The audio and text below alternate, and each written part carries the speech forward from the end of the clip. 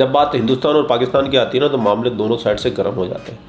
ऐसे में हमारी ये मैडम कि who is more nationalist, an Indian और पाकिस्तानी ज़्यादा नेशनलिस्ट होते हैं या फिर इंडियन कौन है ज़्यादा लॉयल? ऐसे में हमारी ये मैडम ये जानने निकली कि कौन से मुल्क के अंदर लोग ज़्यादा देशभक्त है, कि भारत और पाकिस्तान। किसके अंदर पैट्रियाटिज्म का एक जो फैक्टर है वो ज़्यादा नज़र आता है, इंडिया के अंदर या इंडिया के अवाम के अंदर या फिर पाकिस्तान के अवाम के अंदर? देशभक्ति के मायने सबके लिए अलग अलग होते हैं। कोई ज़्यादा देशभक्त होता है, थोड़ा कोई कम देशभक्त होता है, लेकिन मोस्टली देशभक्त होते हैं और कुछ गद्दार भी होते हैं, वो हर तरफ होते हैं। पाकिस्तान जिंदाबाद, पाकिस्तान जिंदाबाद।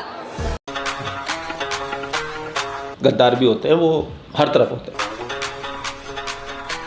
सही है। लेकिन जब बात भारत और पाकिस्तान के गद्दारों की और देशभक्तों की हो तो मामला हो जाता है इंटरेस्टिंग। ऐसे में मिल गए हमको पाकिस्तान के सबसे बड़े जाहिल इंसान। आपको पता ही नहीं है इंडिया में कितनी जहादी तंजीमें हैं। आपको पता ही नहीं है कि इंडिया की फौज 4 हिस्सों के अंदर डिवाइड हुई है। हम लोग रेप नहीं कर रहे, वो लोग बहुत करते हैं। और उस जाहिल इंसान की बातें सुन सुन के अगर आपके पेट में दर्द ना हो जाए तो मैं अपनी ये YouTube की अपनी चेयर छोड़ दूंगा। ये वीडियो तो वैसे काफ़ी लंबी थी और इसका ओरिजिनल वीडियो का लिंक मैं आपको डिस्क्रिप्शन में भी दे दूंगा, लेकिन जो चीज़ हमको चाहिए मनोरंजन के लिए वो चीज़ आपको यहीं मिलेगी। मस्त प्लान है। शुरू करते हैं। वो अपनी सरजमीन के साथ कितने लॉयल हैं, कितने लॉयल नहीं हैं, ये तो उस वक्त साबित होगा ना कि वो पहले बेहतरीन इंसान हैं कि नहीं। अरे तुम्हारी खोपड़ी में भेजा है कि भजिया है? अगर वो बेहतरीन इंसान ही नहीं तो उन्होंने लॉयल क्या होना है? अच्छा, तो अगर वो बेहतरीन इंसान नहीं है तो आखिर फिर क्यों इंडिया इतना जो है उभर रहा है और हर एक के सामने आ रहा है, इंटरनेशनली जो है रिप्रेजेंट कर रहा है? आपको पता ही नहीं है इंडिया में कितनी जहादी तंजीमें हैं। फटते साले ये लोग हैं।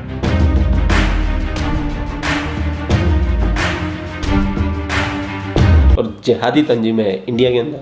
हिपोक्रेसी की भी सीमा होती है। पाकिस्तानी है, कुछ भी बोल सकते हैं। अबे साले, आपको पता ही नहीं है कि इंडिया के अंदर कितने खतरनाक मामलात हैं। आपको पता ही नहीं है कि इंडिया की फौज 4 हिस्सों के अंदर डिवाइड हुई है। ओ तेरी, 4 हिस्सों में डिवाइडेड है। हरामी इंसान है बे। अरे मेरे भाई 4 नहीं 3 हिस्सों में डिवाइड है। मैं जानता हूँ। जल सेना, थल सेना, वायु सेना, लेकिन ये तीनों मिलके एक यूनिट के रूप में काम करती है। और जो तुम पाकिस्तानियों को अच्छे से पता होगी, सर्जिकल स्ट्राइक खाई थी ना अभी थोड़े दिन पहले, तो भाई साहब को दर्द हो रहा है। उनको लगा था कि मोदी ने सर्जिकल स्ट्राइक किया था तो इस बार ऐसा कुछ करेगा, तो इसलिए उन्होंने सब वहाँ पर खड़ा कर दिया तामझाम पूरा। इवन अफगानिस्तान की बॉर्डर से भी ला करके यहाँ रख दिया। इवन बलूचिस्तान में जो है उनको भी ला करके यहाँ रख दिया। सारे टैंक लगा दिए, राडार लगा दिए, सब लगा दिए। अब हम बजरंग बली की जय कर करके ऊपर से चले।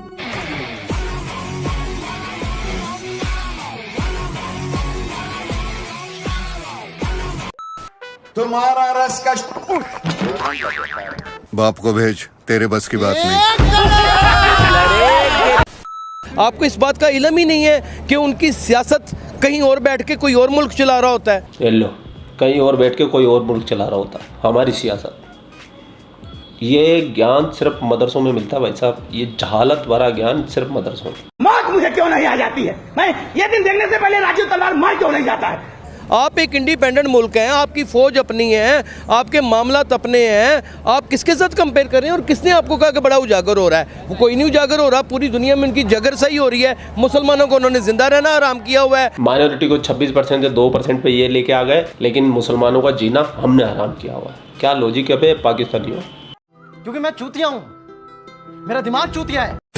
वो बैनुल अक़वामी बैनुल मज़ाहब को जितना नापसंद वो करते हैं, जितना अक़लियतों को फ़रोग़ और अक़लियतों का एहतराम पाकिस्तान में किया जाता है। अक़लियत से मुराद के दूसरे मज़ाहब, हाँ जी, मिनॉरिटीज़, उनका एहतराम किया जाता है। ओहो ओहो भैया, अभी थोड़े दिन पहले 2 सरदारों को गोली मारी है, श्रीलंकन नागरिक को मार दिया, और कितने हिंदुओं के घर उजाड़ दिए, बहन बेटियां उठा के ले जाते हो हिंदुओं का मंदिर तोड़ा भी कराची के अंदर। क्या एहतराम करते हो तुम? जूतियां मत बनाओ पब्लिक को बैठ के, अपनी आवाम को बेवकूफ बनाओ, पाकिस्तानियों को, हमको नहीं।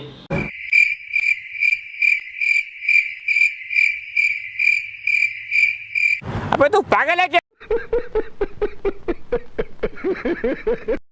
इंडिया का तो कुछ चक्कर ही नहीं है। वो तो एक फजूल किस्म की कौम है। जो आप मुझे एक बात बताएं, जो बुतों को सजदा करने वाली कौम हो, उसके अंदर क्या सेंस होगी उसका सेंस मटेरियल क्या होगा? छोटे भाई का पजामा, बड़े भाई का कुर्ता और सर पे जालीदार टोपी लगा के घूमते हो तो ये कौन सा सेंस ऑफ ह्यूमर है भाई? जोकर बन के घूमने का। और ये रोजाना 5 बार पिछोड़ा ऊपर उठाते हो, नीचे गिराते हो, ऊपर उठाते हो, गिराते हो, ये क्या सेंस ऑफ ह्यूमर है भाई? ये क्या सेंस ऑफ ह्यूमर है? अगर किसी को पता हो तो भाई आप बता दो।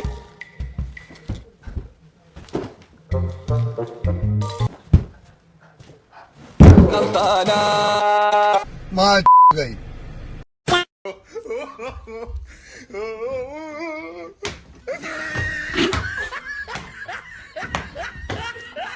ये सेंस ऑफ ह्यूमर है इनके लिए।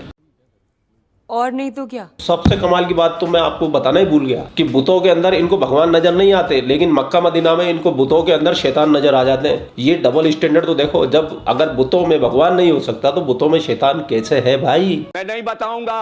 कैसे है? क्या बात है, क्या बात है, मर्डर कर दिया तुम एकदम। लेकिन सर आपको क्या लगता है कि अगर हम ये रिलीजियस जो एस्पेक्ट है सिर्फ उसी के अलावा बहुत सारी चीजें हैं जिनके अंदर वो लोग देखिए मेरी बात सुने, अगर फॉर एग्जाम्पल आप खुद देखें नाकस हो चुकी है, लेकिन उनकी एयरफोर्स जो है उसको जो है क्या कहते हैं, एक बहुत बड़े सर्वे के मुताबिक, मैं आई फॉरगॉट द नेम, लेकिन मैंने इस न्यूज़ को पढ़ा है कि एयरफोर्स में उन्होंने ये भी कहा है कि वो चाइना को ओवरकम कर रहे हैं। आप कैसी बातें कर रहे हैं? अल्हम्दुलिल्लाह वतन अजीज़ पाकिस्तान की फ़ौज पूरी दुनिया में एक बेस्ट फ़ौज है, उसके अशरे अशीर भी नहीं हो सकते। चाइना तो बहुत बड़ी बात है। पाकिस्तान का सबसे बड़ा जाहिल इंसान अगर कोई है तो ये है। सर ये तो आर्मी की बात, टेक्नोलॉजी की दुनिया में बहुत आगे है। ये तो आर्मी की बात होगी। आप मुझे ये बताएं कि टेक्नोलॉजी की फील्ड के बारे में आप क्या कहेंगे? टेक्नोलॉजी की फील्ड में 0/0 है, वो कुछ भी नहीं है। लो भैया, आप हो 0/0। सुन लो, आप ये मदरसे छापों ने ठप्पा लगा दिया, आप हो 0/0। पाकिस्तान एक बहुत स्ट्रांग पोजीशन पे है। आपको क्या लगता है कि इंडिया ने टेक्नोलॉजी की फील्ड में कुछ नहीं किया? मेडिकल की फील्ड में उन्होंने तरक्की की है बस। तो आपको क्या लगता है कि टेक्नोलॉजी की फील्ड में इंडिया ने कुछ नहीं किया? कुछ भी नहीं किया, आज कुछ भी नहीं किया इंडिया ने। भी राइफल तैयार है। ऐसा क्यों है कि हर बड़ा आईटी सेक्टर, आपने आज जेएस टेंडर बनाया हुआ है, ये भी आईटी से मुतल्लिक़ है ना चीज।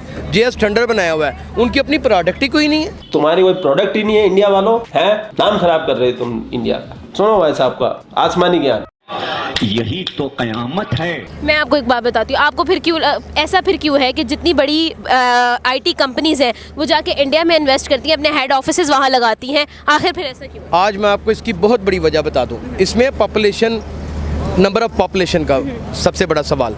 उनके पास इतनी बड़ी पब्लिक है, इतनी बड़ी पब्लिक है क्योंकि वो आईटी बेस्ड जब काम करते हैं तो वो बिजनेस पॉइंट ऑफ व्यू से करते हैं, वो वहाँ पे फ़रोग पा जाती है। इसी तरीके से चाइना आगे निकला है ना। अच्छा, वो कुछ छोटी सी छोटी चीज़ भी बनाए तो उसकी पूरी दुनिया में बिक जाती है क्योंकि उसकी अपनी पब्लिक ही खरीदना शुरू कर देती है। हमारी 22 करोड़ 23 करोड़ की आबादी है। लेकिन इस तरह से देखा जाए तो पाकिस्तान भी 6ठे नंबर पर आता है आबादी में। मुझे एक बात आज तक समझ में नहीं आई कि किसी देश की तरक्की को पॉपुलेशन से जोड़ के क्यों देखा जाता है। जापान इतना सा देश है, नन्नू सा, कोई पॉपुलेशन नहीं है उसकी। कहाँ है? South Korea, US, UK, Europe के ऐसे बहुत सारे देश है जो कि इन पाकिस्तानियों से और हम हिंदुस्तानियों से बहुत आगे, उनकी पॉपुलेशन नहीं के बराबर होती है। तो इन जाहिल पाकिस्तानियों में अगर कोई देश की तरक्की है तो उसके पीछे पॉपुलेशन कैसे दिखती है? हाँ, एक पॉपुलेशन का एडवांटेज जरूर होता है, लेकिन पॉपुलेशन सक्सेस के पीछे नहीं होती है, समझे पाकिस्तानियों? और तुम खुद भी अपने आप में पॉपुलेशन के हिसाब से दुनिया का सबसे बड़ा छठा मुल्क हो, तो तुमको भी दुनिया की अर्थव्यवस्था में 6ठे नंबर पे तो होना चाहिए कम से कम। जाहिलो पॉपुलेशन है भाई, 6ठे नंबर पे आ रहा है, वो तो दूसरे तीसरे पे आ रहा है। वो दूसरे पे आ रहा है, 6ठे पे आ रहा है, लेकिन पाकिस्तान के पास भी तो फिर भी अगर हम देखें तो वर्क फोर्स तो पाकिस्तान के पास भी कम है। आपको क्या कमी और पाकिस्तान में और इंडिया में क्या कमी नजर? मुझे एक बात बताएं कि आपको क्या लगता है कि पाकिस्तान के अंदर इस वक्त अगर हम देखें, मौजूदा हालात को देखें, पॉलिटिकल सिचुएशन को देखें और जितनी भी सिचुएशन है, एजुकेशन के सेक्टर को आप देख लें, आपको क्या लगता है कि हर चीज़ स्टैंडर्डाइज्ड है? भाई देखें, मेरी बात सुने, स्टैंडर्डाइज तो नहीं है, लेकिन स्टैंडर्डाइज करने की कोशिश की जा रही है। कौमें एक वक्त के बाद बनती हैं। 40 साल हमारे ऊपर अमेरिका ने इस तरह की हुक्मरानी की है कि 40 साल बाकायदा तौर पे इस मुल्क के ऊपर मार्शल लॉ लगा रहा है। गजब टूबीबाज आदमी। हमने हर मुल्क, आपने पहले ये भी कहा कि इंडिया में जो हुकूमत है उसको कोई और मुल्क चला रहे हैं, यही चीज़ अगर आप यहाँ पर इम्पोज कर रहे हैं, लेकिन इंडिया में एजुकेशन तो ठीक है, यहाँ पर फिर क्यों नहीं है अगर कोई और मुल्क चला रहा है? देखिए मैं आपको एक बात बताऊँ, अब एजुकेशन की बात रही ना, तो ये हर खित्ते के अंदर बड़ी मज़ेदार बात है। मैं एजुकेशन की बात करने लगा हूँ, इसे समझने की कोशिश कीजिएगा। आप यहाँ से 1 मील दूर जाएंगी ना तो आपका डायलेक्ट बदल जाएगा, तलफ़ुज़ बदल जाएगा, मौसमियाती माहौलियाती तब्दीलियों की वजह से, ठीक है ना जी। आप मुमकिन है कि समनाबाद के एरिया में चले जाएं तो आपका दिल करे कि मैं पढ़ना शुरू कर दूं।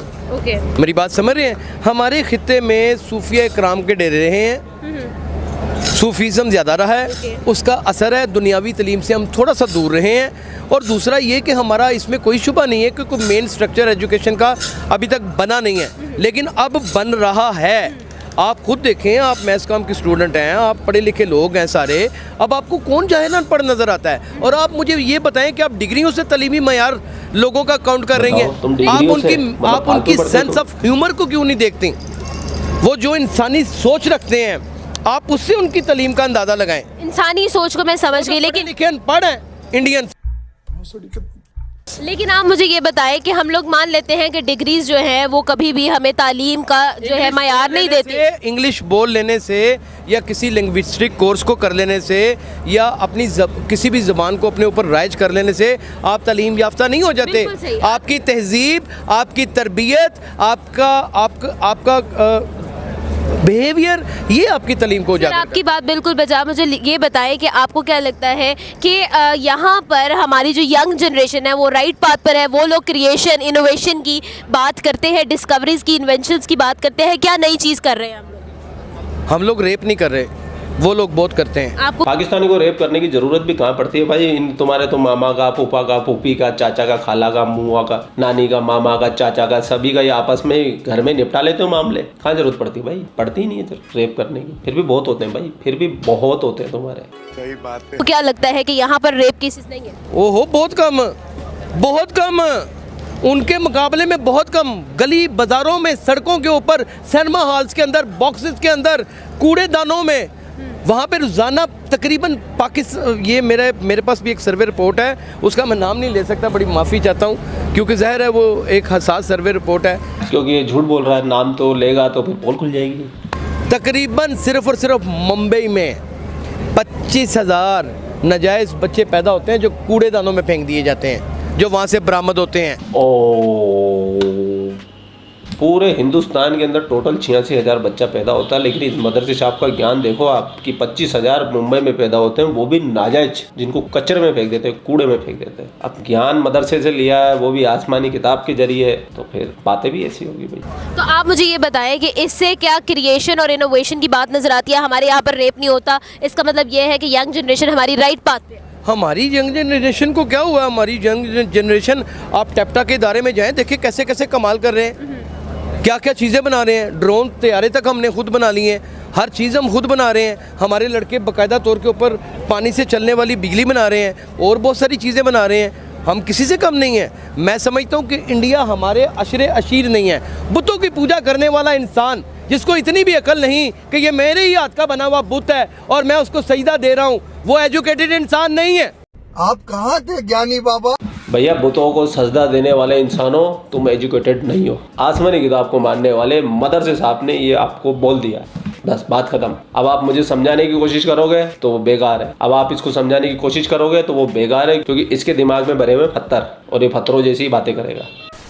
और भाई साहब को पहलते हुए एक शानदार सा कमेंट कर देना आपको, बस 2 चीज़ों का ध्यान रखता है। एक तो आपको हैशटैग नहीं लगाना, आप हैशटैग लगाएंगे आपका कमेंट्स नहीं जाएगा, पब्लिक नहीं होगा। दूसरा, आपको गाली गलौज नहीं देनी है। यूट्यूब ने अपने फ़िल्टर बहुत स्ट्रॉन्ग कर दिए, वो सारे गायब हो जाते हैं, फिर बोलते हो कि मैं डिलीट कर रहा हूँ। मैं हर वीडियो में ये बात इसलिए बोलता हूँ, किसी ने अगर पिछले वीडियो में नहीं सुनी तो अगले वीडियो में सुन ले, ताकि वो इन फ्यूचर किसी भी यूट्यूब वीडियो पे वो कमेंट करे तो उसको पता रहे कि मुझे 2 चीज़ें नहीं करनी है। सही बात है। आप लोग अपना ख्याल रखिए। आपका भाई आपके लिए पाक मीडिया से रिलेटेड वीडियो लाता रहता है। जय हिंद, वंदे मातरम, जय श्री राम, जय श्री राम, जय श्री।